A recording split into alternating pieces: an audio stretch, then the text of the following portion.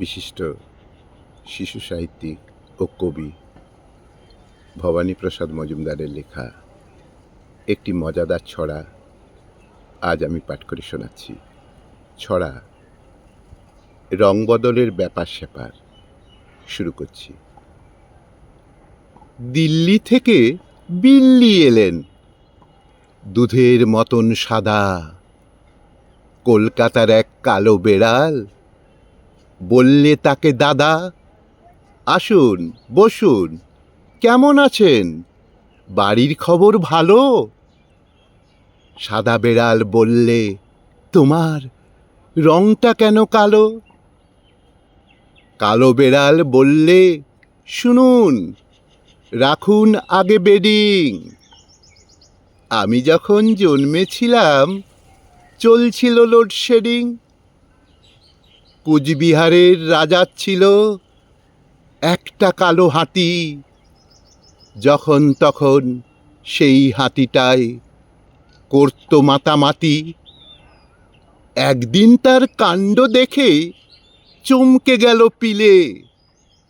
5টা কাপড় কাচা সাবান ফেললো হাতি গিলে।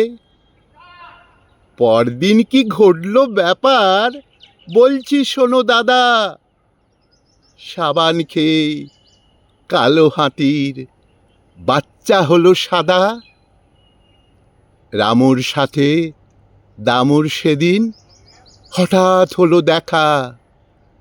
বললে দামু, শোন রে রামু, চললি কোথায় একা? 9 মাস বাদে দেখা হলো, কেমন আছিস? ভালো। আগে তো বেশ ফর্সা ছিলি, এখন কেন কালো? বললে রামু, কেমন করে? রং হলো শোন ময়লা। আগে বেচতাম ময়দা আমি, এখন বেচি কয়লা। সেদিন ভোরে বললে ভোদা, বলতো ভেবেই হাঁদা। রাত্রে ফোটা ফুলগুলো সব হয় কিভাবে সাদা? বললে হাঁদা, হায় রে গাধা, এ তো সবাই জানে।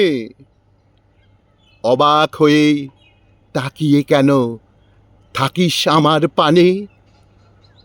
রাত্রে ফোটা ফুলগুলো না ঘুমিয়ে জেগে থাকে। হয় সাদা রোজ সারা দেহে জ্যোৎস্না মেখে মেখে। হয় সাদা রোজ সারা দেহে জ্যোৎস্না মেখে মেখে।